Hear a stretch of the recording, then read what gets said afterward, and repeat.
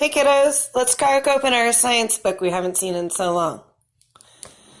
We are studying matter, and you'll notice that properties of matter are what we're interested in today. Let's flip the page. The properties of matter, some of this is a review for you. We know that matter takes up space, it has mass. So then we can say properties of matter in a beach and a bowling ball. The colors we see. Here's that beach and bowling ball. In this chart, they made a chart. So they described each one. Red, green, white, orange, blue. More colors than just the red bowling ball. The shape, the beach ball and the bowling ball, something similar. They're both round. How do they feel? The beach ball, they described as flexible. A bowling ball would be hard. Alrighty. So let's talk about the physical properties of matter. What we're talking about now, or our goals, are being able to describe things. An ice cube is a lot different than, say, a piece of grass. Different colors, different feels, all types of things. So the properties that we're going to focus on are the size, shape, color, texture, strength, flexibility, magnetism, hardness, texture, sinking and floating, some things to think about. So let's look at some of these pictures around the edges. The paper clips are made of steel, which contains iron. They're attracted to the magnet. So magnetism there. These materials are flexible. They bend or stretch without breaking. Let's see what we have. Some rubber bands, glass gold. Look at those erasers there. A bouncy ball hits the ground, does a little flex, and bing, bounces back up. And iron and steel used to build a bridge are strong. Talking about its strength. The bobber floats, the hook sinks. The pineapple has a rough texture. I learned something interesting about a pineapple the other day from my Snapple can, and I found out that it's actually a big berry. Pretty fun fact. The seashell has a smooth texture. What do we see here? Someone playing with sidewalk chalk. Are you all getting outside and getting to play with some sidewalk chalk and going for walks? Chalk is soft enough to rub off on the harder cement. Well, look at that. Now you know how it happens. All right, let's take a quick read through these pages. Strength. A material that can support a heavy load without breaking or tearing is strong. Strength is a physical property of matter. Bridges are built to hold up heavy loads. The materials used to build a bridge are chosen for their strength. Flexibility.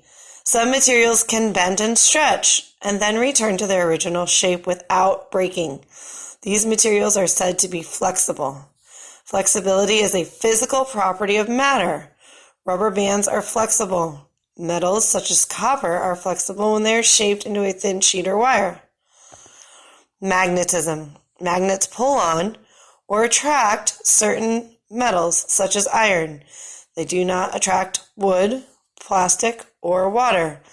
Magnetism is a measure of how much an object is attracted to a magnet. Magnetism is a physical property of iron. Hardness. The hardness of a material refers to how easily it can be scratched. Hard materials can scratch softer materials. The chalk used to write on the sidewalk is soft.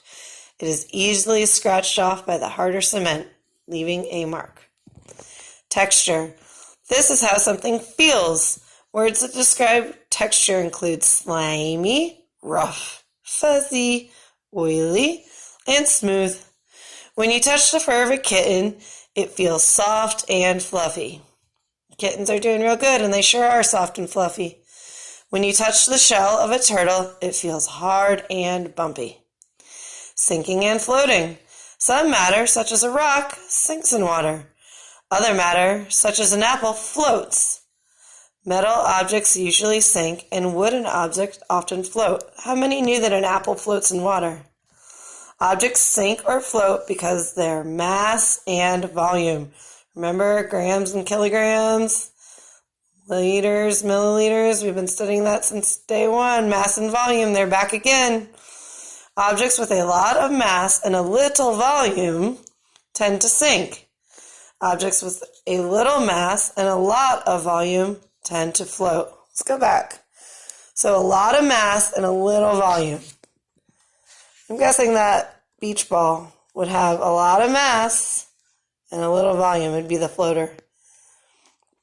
And then it says this bowling ball has more mass than the beach ball. Lots of mass, little volume squished in. That's going to be a sinker. Alrighty, that's enough to think about. You're going to have a chart that you're going to be filling out. Go around your room, your house, outside, and find 5 things. List all 5 things here. For the first one, you're going to describe its texture. So the property is texture. Just tell me what it feels like. Next one, size. Compare it to something. If it's big or small, but make a comparison. All right, hardness, hard, soft. Use some real good describing words, not just one things here. Not just one word answers. Give me some good descriptions. And then the shape for your last object. Put your name down here just in case I don't see it on your submission for me. First and last, you know this. Alrighty, I hope everybody's doing great. I have a little fun video I'm going to add to the end of this, talking about properties that matter when a solid can be a liquid. We'll have a little fun. Go ahead and get this chart done for me. We'll get it submitted. It's attached underneath. It'll be one of those blue buttons you see. Have a great day, guys. Talk to you soon. Bye.